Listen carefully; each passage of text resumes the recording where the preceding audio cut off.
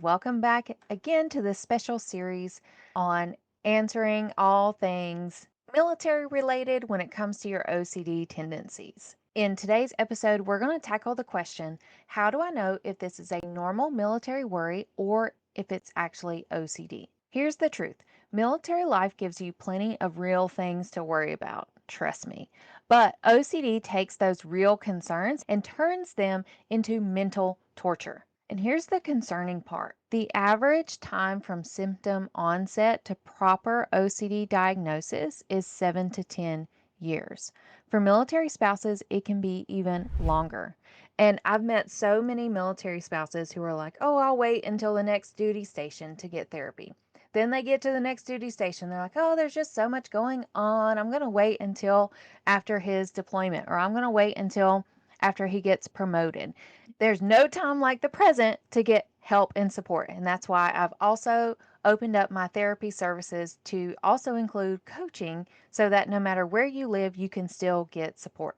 So, over the next few minutes, you're going to hear clear signs that distinguish normal military worry from OCD, why recognizing the difference changes everything, and a simple test you can use right now. So, research shows that OCD worry is primarily characterized by the need for certainty.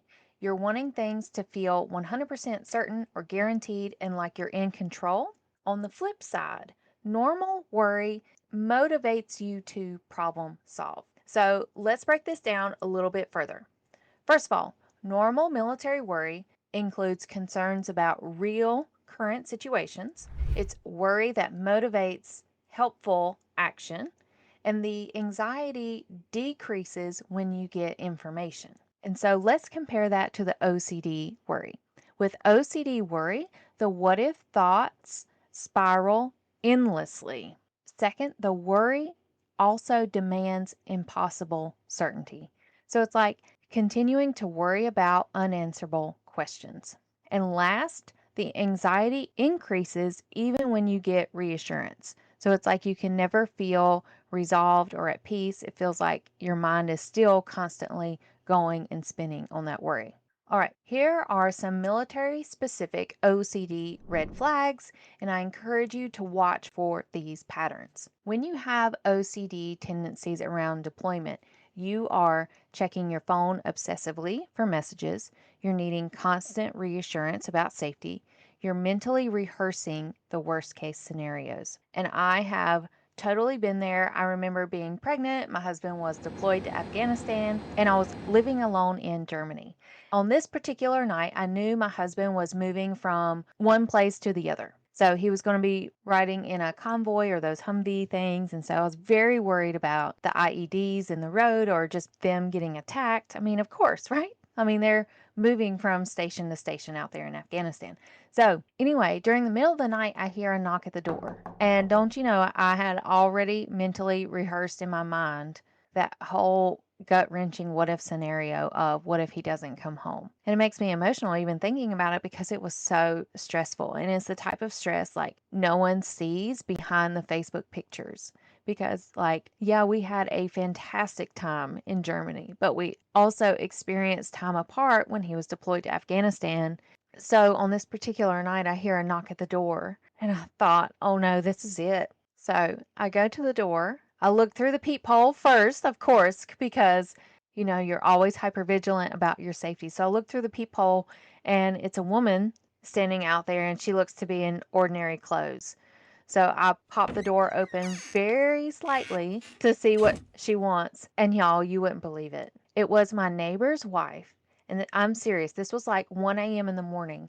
And she was like, can I use your phone? And I was like, oh my gosh. Do you know what you just did to me? I was pissed, y'all. I mean, so pissed. Because here I am, pregnant, living alone. We're on base. We're living on base, but what is she doing showing up to my door at 1 in the morning wanting to use the phone? I was so mad. And she went on to explain that her husband was a military police officer and she couldn't get in touch with him. And I'm like, join the freaking club. Mine's in Afghanistan. So anyway, her phone had died or it wasn't working because this was back in the day when cell phones over there in Europe, like We didn't have the international plan. We didn't have a smartphone. It was we really went old school with our phones, and it was honestly really liberating just to be disconnected from it all. But anyhow, that was a nightmare. I was so worked up, so hypervigilant for a long time. And I remember calling my mother-in-law just bawling my eyes out, and she's like, "Erin, you can't think like that." And she's right. While I was upset in the moment, she is totally right because I was not in the here and now. I was not examining the facts. I was already mentally in the OCD bubble of that worst case scenario. So, moving on, another OCD red flag is whenever you have those extremely high worries and mental loops around moving around those PCS times. And if you don't know what PCS stands for, it's permanent change of station. So, with the moving OCD, it's when you are obsessively researching the new location, you're making endless lists. I'm so guilty of that. And needing everything planned perfectly before you feel okay. And as you know, those moves never go according to plan. So you might as well be flexible. I've definitely been in that boat where we had a government shutdown and our stuff literally moved the day before the government shutdown happened. And so we were left with a bed, a couch, and borrowed plates, borrowed pots and pans for weeks until the government shutdown was lifted. Oh my gosh.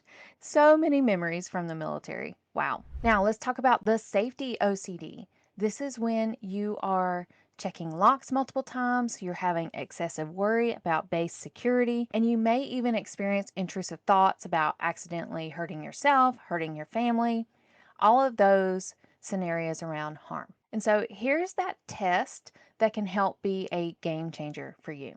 Now, every woman is different and they all get to a place where they feel confident again or they feel less hooked by the OCD worries. So here's the test. Whenever you are spinning out, try to zoom out from the situation and think to yourself, what would I tell a friend? Okay, that's your test. What would you tell a friend? Because if your friend had your exact worry, what would you say? Usually gives you a clue if your worry has crossed over into the OCD territory, into the OCD bubble. And so once you recognize that this is OCD and not a normal worry, you can start to dismiss it. The earlier you recognize that you've stepped into the OCD bubble, the better. And when you're in the OCD bubble, it's like you have disassociated from reality.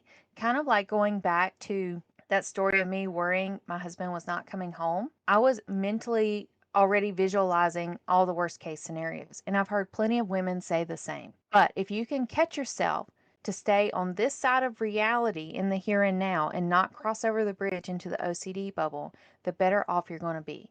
Because the earlier you recognize it, the less time you're spending stuck in the doubt, the more confident you're going to feel in your decisions, and the better relationships you're going to have with your family. So, in closing, the difference between a normal military worry and OCD isn't necessarily just the content of your thoughts, it's also about how you go about the uncertainty. In the next episode, I'm going to share with you some specific tools to help you with deployment anxiety and obsessive thoughts. Remember, you can trust yourself, you are enough, and if it feels like your worry is more than normal worry, it probably is. Can't wait to have you back here next time. Hope you have a great week and stay blessed by the best.